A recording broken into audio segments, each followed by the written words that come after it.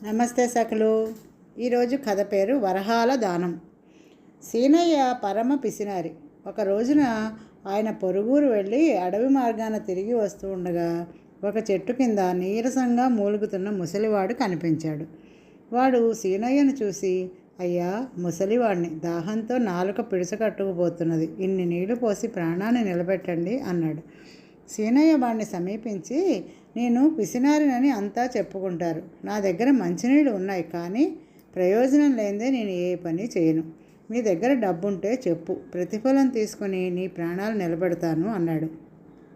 ముసలివాడు తన దగ్గర ఉన్న వెండి నాణ్యాన్ని తీసి సీనయ్యకు ఇచ్చి, ఆయన ఇచ్చిన మంచినీళ్ళు తాగి, ఇప్పుడు ప్రాణం లేచి వచ్చినట్లయింది, నేను నీ మేలు మర్చిపోలేను, నీతో మీ ఊరు వచ్చి నీ సాయానికి ప్రతిఫలంగా ఏదైనా ఇచ్చుకొని తిరిగి వెళ్తాను అన్నాడు. చూడపోతే పేదవాళ్ళలా ఉన్నావు, తెలివి కూడా అంతంత మాత్రంగానే ఉంది, లేకపోతే ప్రాణం పోతున్నా సరే మంచినీళ్లకు వెండి కాసు వృధా చేస్తావా? నీ వంటి వాడి వల్ల నాకే ప్రయోజనము ఉండదు, వెళ్ళు వెళ్ళు అన్నాడు సీనయ్య. దానికి ముసలివాడు, నన్ను తక్కువగా అంచనా వేయకు, నీతో వచ్చిన నీ ఇంటి ముందు నిలబడి దానం చేయమని అడుగుతాను, నాకు ఒక్కొక్క వరహా ఇవ్వు, దానం చేసిన పుణ్యం నీకెన్ని రెట్లు వరహాలు తిరిగి వస్తుందో చూద్దుగానివి అన్నాడు. వరహా మాట అట్లా ఉంచు, నీకు ఒక్క రాగి నాణ్యం కూడా దానం ఇవ్వను, నాకు ఇప్పుడు పాపపుణ్యాల మీద నమ్మకం లేదు అన్నాడు సీనయ్య. నేను చెప్పేది పూర్తిగా వినకుండా కంగారు పడతావే, నాకు దానం చేస్తే అది 1000 రెట్లై వెనక్కి తిరిగి వస్తుందని చెబుతాను. నా మాట విని నువ్వు నాకు దానం చేశావంటే ఊళ్ళో గొప్పవాళ్ళందరూ కూడా నాలో ఏదైనా మహిమ ఉన్నదనుకుని నమ్మి దానం చేస్తారు. అలా నెల రోజులు చేయాలి అంటాను. ప్రతిఫలంగా నీకు రోజు 1000 వరహాలు ఇచ్చుకుంటాను అన్నాడు ముసలివాడు. 1000 వరహాలు ఇవ్వడం వరకు బాగానే ఉంది, కానీ నువ్వు నన్ను మోసం చేస్తే నా వరహా పోయినట్లే కదా అన్నాడు సీనయ్య. నీకంత అనుమానంగా ఉంటే ఇదిగో ఈ వరహా నీకు ఇస్తున్నాను, ఇదే రేపు నువ్వు నాకు దానంగా ఇద్దుగానివి అన్నాడు ముసలివాడు. సీనయ్య మారు మాట్లాడకుండా ముసలివాడిని తనతో పాటు ఊరిలోకి రానిచ్చాడు. మర్నాడు అంతా అనుకున్నట్లే జరిగింది. సీనయ్య దానమిచ్చాడన్న వార్త కార్చిచ్చులా ఊరంతా వ్యాపించింది. సీనయ్య వంటి పిసినిగొట్టు వరహా దానంగా ఇచ్చాడంటే ఆ ముసలివాడిలో ఏదో పెద్ద విశేషం ఉంటుందని నమ్మి ఊళ్ళోని వ్యాపారస్తులు, భాగ్యవంతులు మాత్రమే కాక అంతో ఇంతో ఉన్న ప్రతి ఒక్కరూ ముసలివాడిని వెతుక్కుంటూ వెళ్ళి వరహా చొప్పున దానం చేశారు. ఈ విధంగా మొదటి రోజునే ముసలివాడికి 10,000 వరహాలు లభించాయి. వాడు సీనయ్య ఇంటికి వెళ్ళి ఆయనకు 1000 వరహాలు ఇచ్చి, రేపు కూడా ఇదే విధంగా దానం చేయాలి సుమా, మర్చిపోయావు అని హెచ్చరించాడు. ఈ 1000 వరహాలు నాకు ఇస్తానని ముందే మాట ఇచ్చావు, అంటే ఇవి నావి, మరి రేపు దానం చేస్తే ఆ వరహా పుచ్చుకొని నువ్వు మళ్ళీ కనిపించకుండా పోతే అన్నాడు సీనయ్య. ముసలివాడు మారు మాట్లాడకుండా తనకు దానం చేయడానికి సీనయ్య వరహా ఇచ్చుకుని వెళ్ళిపోయాడు. ఇలా 2 వారాలు గడిచేసరికి సీనయ్యకి ఇచ్చేది పోగా 1,00,000 వరహాలు పైగా ముసలివాడి వద్ద చేరాయి. ఆ డబ్బుతో వాడు మంచి ఇల్లు కొనుక్కున్నాడు, 2 పనివాళ్ళని పెట్టుకున్నాడు. తన దగ్గర ఉన్న డబ్బుతో వడ్డీ వ్యాపారం చేస్తూనే వాడు రోజు సీనయ్య దగ్గర వరహా దానం కూడా పుచ్చుకుంటున్నాడు. ఊళ్ళో ముసలివాడికి దానం చేస్తున్న వాళ్ళందరూ ఇది గమనించారు. వాళ్ళు ఒక మనిషికి సంగతి చెప్పి ముసలివాడు ఏమేం చేస్తుంటాడో రహస్యంగా ఆరా తీయమన్నాడు. 1-2 రోజుల్లోనే వాళ్లకు నిజం తెలిసిపోయి న్యాయాధికారికి ఫిర్యాదు చేశారు. న్యాయాధికారి సీనయ్యను, ముసలివాడిని, ఫిర్యాదు చేసిన వాళ్ళను ఒక చోట చేర్చి ముసలివాడిని సంజాయిషి అడిగారు. అందుకు ముసలివాడు ఏమాత్రం తొణక్కుండా, అయ్యా, ఇందులో సీనయ్య చేసిన మోసం ఏమీ లేదు, ఆయన నన్ను నమ్మి దానం ఇచ్చాడు, నాకు దానాలు ఇచ్చిన మిగతా వాళ్లకు నేను ఎలాంటి వాగ్దానము చేయలేదు, వాళ్లే వెతుక్కుంటూ వచ్చి మరీ నాకు దానాలు చేశారు, ఆ విధంగా నా దగ్గర చాలా ధనం చేరింది, దానం తీసుకోవడం తప్పు కాదు కదా, నా వల్ల ఈ ఊరిలో ఏ కుటుంబము 15 వరహాలకు మించి నష్టపోలేదు, కాబట్టి నేను ఎవరినీ పెద్ద ఎత్తున మోసగించలేదు, సీనయ్య దానం వల్ల నేను బాగుపడ్డాను, దానికి ప్రతిఫలంగా ఆయనకు రోజు 1000 వరహాలు ఇచ్చుకుంటున్నాను అన్నాడు. ఇదంతా కట్టు కదా, సీనయ్య ఈ ముసలివాడు కలిసి తెలివిగా ఉపాయం పన్ని మమ్మల్ని మోసం చేశారు, వీళ్ళని ఇలా వదిలిపెడితే ఊరూరా తిరిగి ఇలాగే అందరినీ మోసగిస్తారు, అందువల్ల వీళ్ళిద్దరికీ తగిన శిక్ష విధించండి అని ఫిర్యాదు చేసిన వాళ్ళు మాట్లాడారు. అప్పుడు ముసలివాడు చేతులు జోడించి న్యాయాధికారితో, అయ్యా, ఈ ఉపాయం 25 ఏళ్ల వయసులో నాకు తట్టింది, ఈ ఉపాయాన్ని నమ్ముకుని ఊరూరా తిరిగాను. నా జీవితం అంతా వృధాగా గడిచి నేను ముసలివాడిని అయిపోయాను తప్ప ప్రయోజనం కనిపించలేదు అన్నాడు. నీ మాటలు నమ్మతగ్గవిగా లేవు. ఈ ఊళ్ళో ఫలించిన నీ ఉపాయం మరెక్కడా ఎందుకు ఫలించలేదు అని ప్రశ్నించాడు న్యాయాధికారి. ఏ ఊళ్ళో చూసినా సీనయ్య వంటి పిసినిగొట్టును 4 తిట్టి దూరంగా ఉంచేవారే తప్ప ఆయన మార్గాన్ని అనుసరించి ప్రయోజనం పొందాలనుకునేవాళ్ళు కనపడలేదు. అందువల్లనే ఈనాటి వరకు నా ఉపాయం ఫలించలేదు.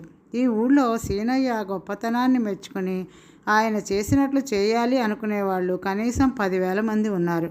ఆ కారణంగానే నా ఉపాయం విజయవంతమైంది. నాకు తెలిసినంతలో ఇలాంటి ఊరు ప్రపంచంలో మరెక్కడా లేదు అన్నాడు ముసలివాడు. తెలివితేటలతో తమలోని స్వార్థపరత్వాన్ని ఎత్తి చూపించిన ఆ ముసలివాడిని చూడలేక ఫిర్యాదు చేసిన వాళ్ళందరూ సిగ్గుతో తలలు వంచుకున్నారు. ముసలివాడి ఉపాయం ఫలించిందంటే అందుకు కారణం వాడి తప్పు కాదని, తమ స్వార్థపరత్వం అని వాళ్ళకు అర్థమైంది. సీనయ్యకు కూడా 10 మందిలో తన వంటి వాడి స్థానం ఏమిటో ముసలివాడు చెప్పిన తర్వాతే తెలిసి వచ్చింది. ఆ తర్వాత ఆ ఊరికి మోసగాళ్ళు వచ్చారేమో కానీ ఆ ఊళ్ళో మరి పిసినుగొట్టులు మాత్రం పుట్టలేదు. మరొక కథ. సామాన్యుడు మహానుభావుడు. దేశాటన చేస్తున్న సాధు ఒకడు లక్ష్మీపుర గ్రామానికి వచ్చి చెరువు కట్టపై ఉన్న మర్రి చెట్టు కింద నివాసం ఏర్పరచుకున్నాడు. ఆయన రోజు గ్రామస్తులకు వేదాంత బోధ చేస్తూ ఉండేవాడు. ప్రతిరోజు వంతుల వారీగా గ్రామస్తులు ఆయనకు భోజనం పెట్టేవారు.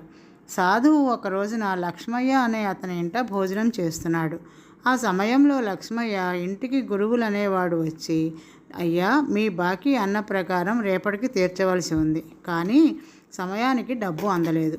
మరొక 1 నెల రోజులు గడువు కావాలి అన్నాడు. వెంటనే లక్ష్మయ్య, గురువులు నేను మాట నిలకడలేని మనిషివి, నీలాంటి వాడికి అసలు డబ్బు అప్పు ఇవ్వకూడదు అంటూ కోపావేశంతో నానా మాటలు అని తిప్పి పంపేశాడు. సాధువు ఇది చూసి లక్ష్మయ్యతో, నాయన, కోపం అనర్థహేతువు, దానిని నిగ్రహించుకోవాలి. ఇంతకు నువ్వు గురువులను తిట్టి సాధించిందేమిది? నీ అక్కసు కొంత తీరిందే తప్ప దానివల్ల నీకు చేరవలసిన డబ్బేం ముందుగా రాదు కదా అన్నాడు. లక్ష్మయ్య సాధువుకు వినయంగా నమస్కరించి, స్వామి, నేను తిట్టానని ఎవరూ బాధపడరు.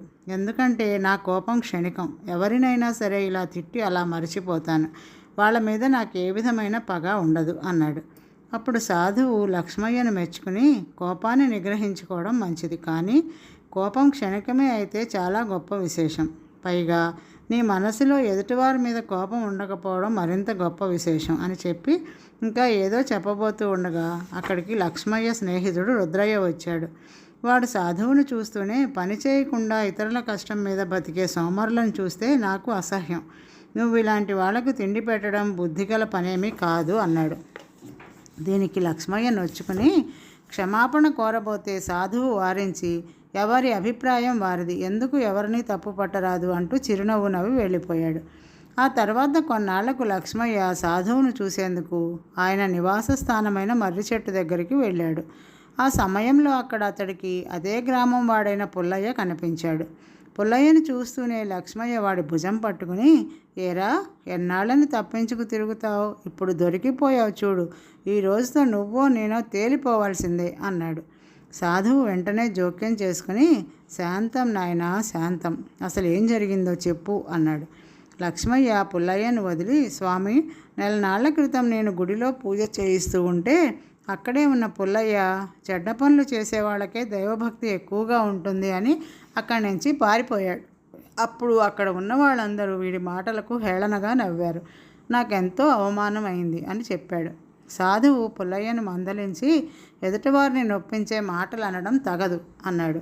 ఇంతలో రుద్రయ్య అక్కడికి వచ్చి, స్వామి, సాధు పురుషుల గొప్పతనం అర్థం కాక మిమ్మల్ని ఒక రోజున చాలా కించపరిచాను, నన్ను మన్నించండి అంటూ సాధువు కాళ్ళ మీద పడ్డాడు. సాధువు మందహాసం చేసి, మన్నించడానికి నువ్వు చేసిన అపరాధం ఏమిటో నాకు తెలియదు నాయనా, నీకు వచ్చిన కష్టం ఏమైనా ఉంటే చెప్పు, నా శక్తి కొద్దీ సాయపడతాను అన్నాడు. జరిగింది ఏమంటే, రుద్రయ్య భార్యకు జబ్బు చేసింది. అది మామూలు జబ్బు కాదని, దుష్టగ్రహం సోకిందని కొందరు అన్నారు. సాధువు వల్ల తప్ప ఆ దుష్టగ్రహం తొలగిపోదని అంతా అంటే మరొక మార్గం లేక రుద్రయ్య సాధువు దగ్గరకు వచ్చాడు. సాధువు రుద్రయ్య ఇంటికి వెళ్ళి మంత్రోచ్చారణ చేసి రుద్రయ్య భార్యను దీవించాడు. మర్నాటికల్లా ఆమె కోలుకొని మామూలు మనిషి అయింది. ఇది చూసిన లక్ష్మయ్య ఆశ్చర్యపడి సాధువు దగ్గరికి వెళ్ళి, స్వామి, మిమ్మల్ని అకారణంగా నిందించిన రుద్రయ్యను క్షమించి మేలు చేశారు. మీరు నిజంగా మహానుభావులు అన్నాడు. ఇందుకు సాధువు నవ్వి, నేను నీలాంటి వాడినే. నువ్వు ఎదుటివాళ్ళను తిట్టి మర్చిపోతావు. నేను ఎదుటివాళ్ళు తిడితే వెంటనే మర్చిపోతాను. అకారణంగా ఎవరినైనా తిడితే అది జీవితకాలం నన్ను బాధిస్తుంది. అందుకే ఎవరిని తిట్టకుండా జాగ్రత్త పడతాను అన్నాడు. సామాన్యుడికి మహానుభావుడికి ఉండే తేడా అప్పుడు లక్ష్మయ్యకు అర్థమై క్రమంగా తన కోపాన్ని తగ్గించుకున్నాడు. ఈరోజుకి కథ సమాప్తం సకలు. తిరిగి రేపు కలుద్దాం. నమస్తే.